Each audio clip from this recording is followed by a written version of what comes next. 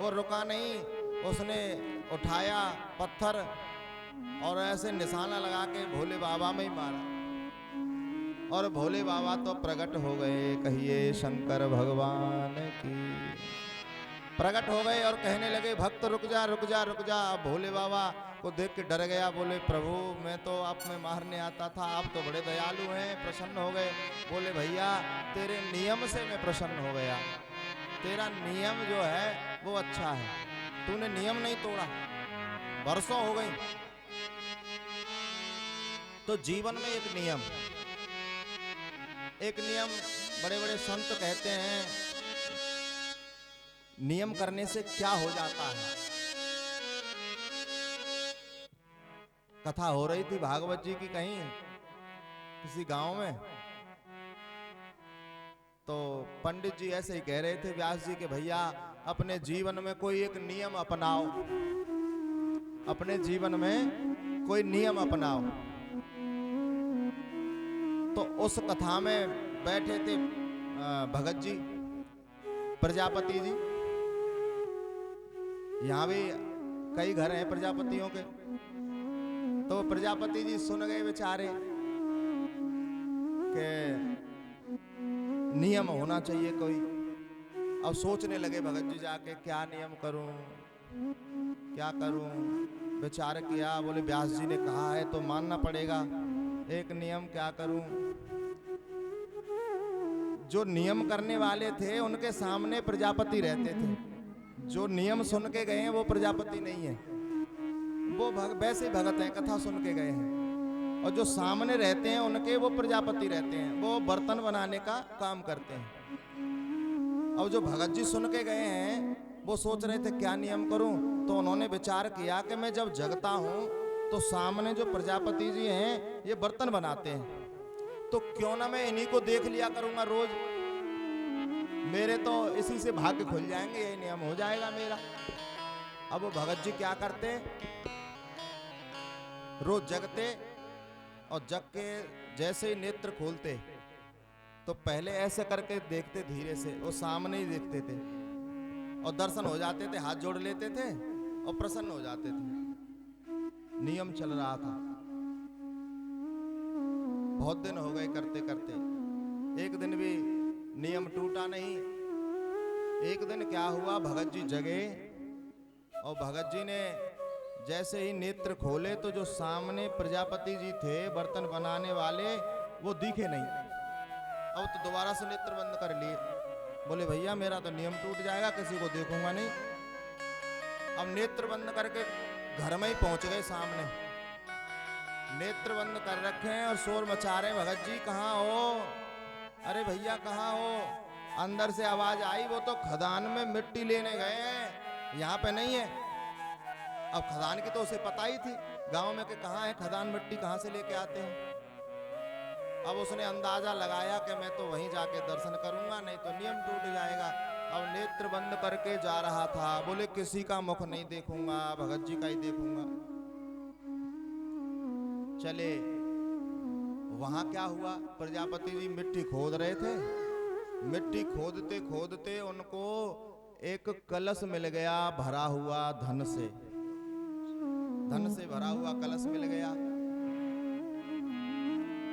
निकाल ही रहे थे, इतने में वो भगत जी पहुंच गए, इतने में वो भगत जी पहुंच गए। अब ये प्रजापति जी सोच रहे थे कोई देख ना ले धन को, इतने में वो भगत जी आए, नेत्र बंद किए हुए हैं, सामने ही आ गए थे। और जैसे ही नेत्र खोले सामने प्रजापति जी को देखा और शोर मचाने लगे, देख लिया देख लिया देख लिया। अब भगत जी उधर से कह रहे हैं देख लिया देख लिया, प्रजापति जी इधर से कह रहे हैं शोर मत करे शोर मत करे शोर मत करे। प्रजापति जी समझ रहे थे कि इसने धन देख लिया। अब प्रजापति जी बोले शोर मत करे शोर मत करे, आधा तेरा और आधा मेरा, आधा तेरा आधा मेरा। अब आधा धन लेकर के आंखों में आंसू भर के वो भगत जी घर आए, शोर मचाने लगे, सुनो भैया सुनो, मैंने एक मामूली इंसान को देखने का नियम बनाया, अगर मैं कहीं रोज जाके भगवान को देखने का नियम बनाता तो आज मेरे घर में नारायण प्रकट हो जाते। ये नियम की महिमा है। तो एक नियम बनाओ। राम जी का नियम क्या था? राम जी का बड़ा सुंदर नियम था। प्रातः काल उठ के रघुनाथा, प्रातः काल उठ के रघुनाथा, प्रातः काल उठ के रघुनाथा, प्रातः काल उठ के रघुनाथा, माता पिता गुरु नावै माथा, माता पिता गुरु नावै माता, माता पिता गुरु नावै माथा, माता पिता गुरु नावै माता, प्रातः काल उठ के रघुनाथा, प्रातः काल उठ के रघुनाथा, प्रातः काल उठ के रघुनाथा, प्रातः काल उठ के रघुनाथा, माता पिता गुरु नावै माथा, माता पिता गुरु नावै माता। राम जी का नियम था। प्रातः काल उठ करके भगवान माता, सबसे पहले किसका नाम आया? माता, फिर पिता, फिर गुरु जी के चरणों में रोज सर नवाते थे।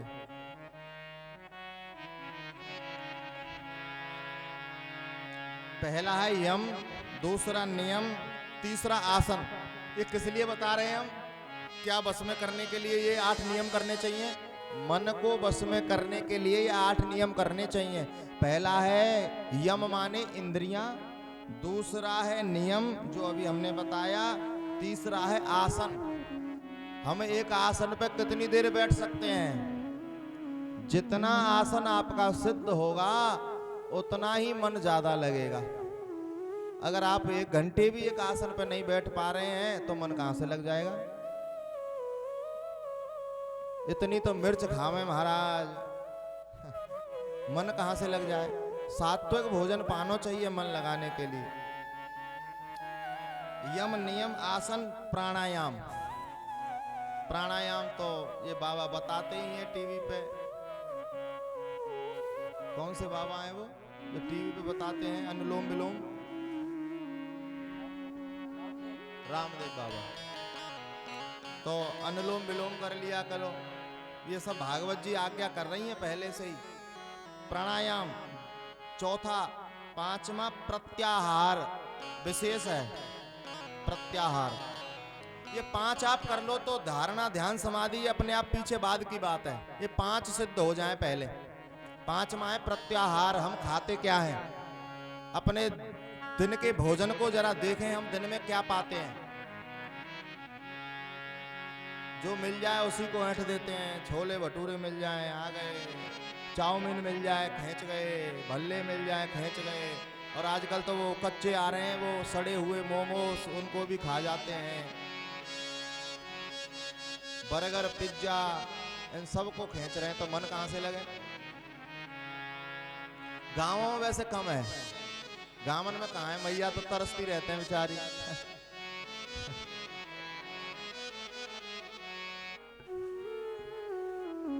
प्रत्याहार। हम खाते क्या हैं? खाने में प्याज लहसुन भी आता है। जितना हम प्याज लहसुन खाएंगे उतना मन हमारा विचलित होगा। आप सब खाते होंगे मुझे पता है, 2-4 माताएं छोड़ करके 2-4 नहीं खाती होंगी, आप सब पाते होंगे।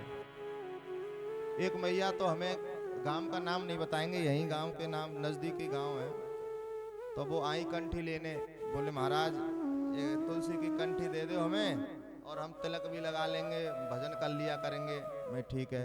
मैंने कहा पहला उपाय ये है, पहला मतलब जो त्यागना है आपको, वो प्याज लहसुन त्यागना है। बोले महाराज तो रहने दो, भजन फजन है, हम तो ना छोड़ सकें। अब वो क्या बोली पता है? जब तक मैं कच्ची ना खा लूं 1-2 प्याज दिन में, तब तक वो आनंद ना आवे। अरे मैंने कहा कुछ तो छोड़ो भजन के लिए। बोले महाराज प्याज लहसुन नहीं छूटेगा, चाहे कछु छुड़वा लियो, रोटी छुड़वा लियो। मैंने बिना रोटी के कैसे वो कच्ची खा जाते हैं हम।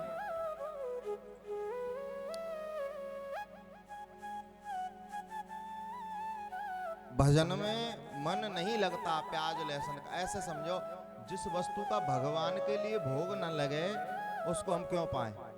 कोई बुरी वस्तु नहीं है, जमीन से ही पैदा हो रही है, लेकिन भगवान का भोग नहीं लगता। ऐसे समझो जैसे आपकी बहू आमे या आपके पुत्र हों, आप खूब प्रेम करते हैं अपने पुत्र से, और पुत्र से कहें लाला उसके घर मत जाइयो, थोड़ा वो बेकार व्यक्ति है, सही नहीं है, और वो मानता नहीं है, बेकार है, तू मत जाना वहाँ। और तुम्हारा पुत्र वहीं जाके बैठे रोज रोज, तो क्या होगा फिर? तुम्हें अच्छा नहीं लगेगा अपना ही पुत्र, कहेंगे हम जहाँ की मना कर रहे हैं वहीं जा रहा है। ऐसे ही भगवान की बात है, भगवान को जिस वस्तु का भोग नहीं लग रहा है और हम बार बार उसी को पा रहे हैं, तो भगवान कहेंगे बताओ मुझको, मैं तो पा नहीं रहा हूँ उसको और ये स्वयं पाते हैं। यह है प्रत्याहार, धारणा, ध्यान, समाधि, ये तो बहुत ऊंची बात है। ये 5 निभ जाएं, ये सब कपिल नारायण भगवान कह रहे हैं अपनी मैया से। मैया देवूती ने इतना सुंदर कथा सुनी, कथा सुनते सुनते क्या हो गई? जल बन गई, जल, सिद्धदा नामक नदी बन गई, बहने लगी। ऐसा मन लगा कथा में देवूती मैया का कि जल ही बन गई, नदी बन गई। कपिल नारायण भगवान उठे, प्रणाम किया माता को, और गंगा सागर क्षेत्र में आज भी अनेकों भक्तों को कपिल नारायण भगवान के दर्शन होते हैं। कहिए कपिल नारायण भगवान की, वृंदावन बिहारी लाल की। आगे श्री सुखदेव जी महाराज कहते हैं, हे राजा परीक्षित, ये मनु महाराज की पहली बेटी की कथा सुनाई जिनका नाम था देवहूति, और 2 बेटियों के नाम हमने और बताए थे, वो अब आप बताओ कौन कौन से थे। कल हमने याद भी करवाया था। आकुति मैया बची और प्रसूति बची। 3 बेटियां थी मनु महाराज की, आकुति, देवहूति, प्रसूति। ये बीच की बेटी थी मजली, इनका भी हमने वर्णन सुना, जिनके यहाँ पे कपिल नारायण भगवान प्रकट हुए। 2 बेटी हैं, उनका नाम है आकुति। आकुति मैया का विवाह जो है रुचि प्रजापति जी के साथ में हुआ, और उन्हीं के यहाँ पर यज्ञ नारायण भगवान का प्रादुर्भाव हुआ। कहिए यज्ञ नारायण भगवान की जय हो। जो घर में हवन होते हैं, हवन पाठ पूजा आप करवाते हैं, जो यज्ञ नारायण भगवान है वो साक्षात भगवान है नारायण। और यज्ञ नारायण भगवान का विवाह दक्षिणा देवी के साथ में होता है, जो कि साक्षात लक्ष्मी मैया है। घर में अगर पंडित जी कोई आमे, पाठ पूजा हवन करें, तो बिना दक्षिणा दिए उनको विदा मत करो, क्योंकि यज्ञ जो घर में हुई है तो बिना लक्ष्मी के यज्ञ अधूरी है।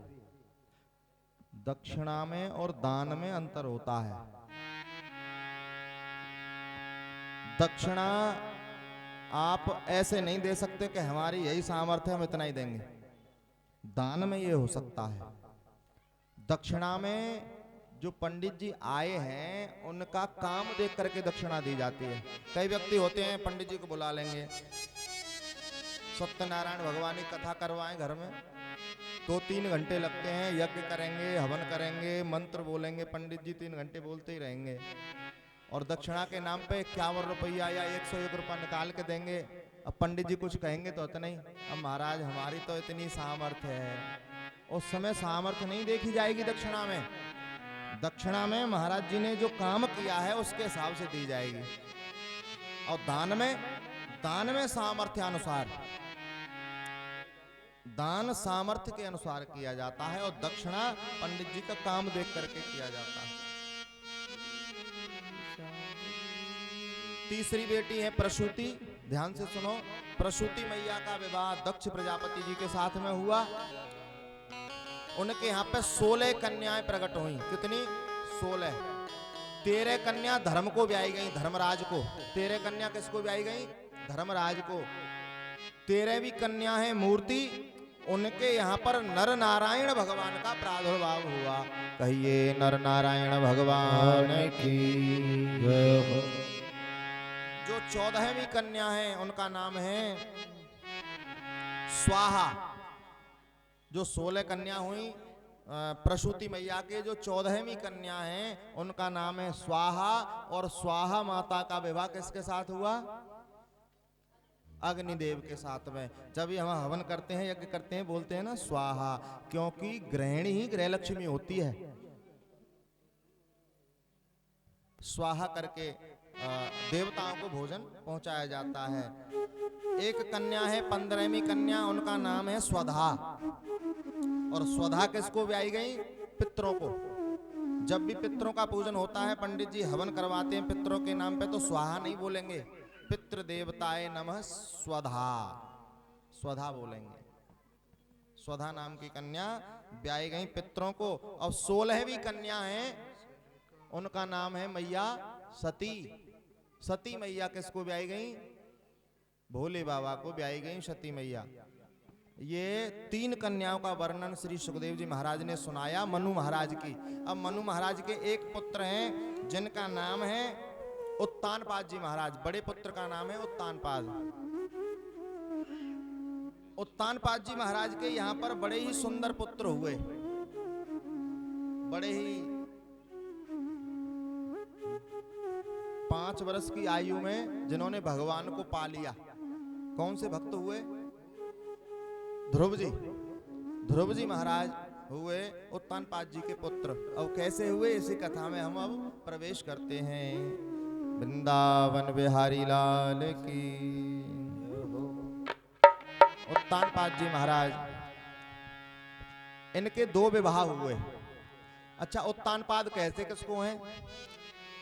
हम सब जीव ही उत्तानपाद हैं। हम सब जीव ही उत्तानपाद हैं। उत माने ऊपर को और पाद माने चरण। जिसके ऊपर को चरण हो वही उत्तानपाद है। जब हम मैया के गर्भ में रहे 9 महीने, तो हमारे चरण ऊपर की तरफ, सर नीचे की तरफ, इसलिए हम सब उत्तानपाद हैं। और हम सबके 2-2 विवाह होते हैं।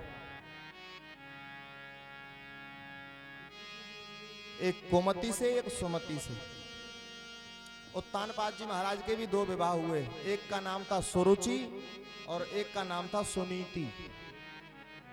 जो पहला विवाह हुआ उत्तानपाद जी महाराज का, उन रानी का नाम था सुनीति मैया। सुनीति, सुनीति का अर्थ है जो सुंदर नीति पे चले। जो हमारे शास्त्र में, वेद में बताए गए रास्ते हैं उन पे चले, उसको कहते हैं सुनीति। और सुरुचि किसको कहते हैं? जो स्वयं की रुचि में चले, जो काऊ की नहीं माने, वो है सुरुचि। सुनीति मैया के साथ में पहला विवाह हुआ उत्तानपाद जी महाराज का, लेकिन कोई संतान नहीं हुई। बहुत समय बीत गया। एक बार उत्तानपाद जी महाराज कहीं सुदूर गए बाहर, वहां सुरुचि को देखा। एक आध बार सुनीति मैया ने भी कह दिया होगा कि तुम दूसरा विवाह कर लो, तुम्हारे कोई संतान नहीं है। लेकिन जब महाराज गए उस समय सुनीति मैया गर्भवती थी, लेकिन महाराज जी को बता नहीं पाई। वहां सुरुचि को देख करके मोहित हो गए उत्तानपाद जी महाराज और सुरुचि से विवाह कर लिया। अब सुरुचि बहुत सुंदर है। विवाह करके आए, इधर ही देखो सभी, इधर उधर मन देखो, इधर ही देखो। विवाह करके आए, यहां तो पूरी प्रजा को पता चल गई है कि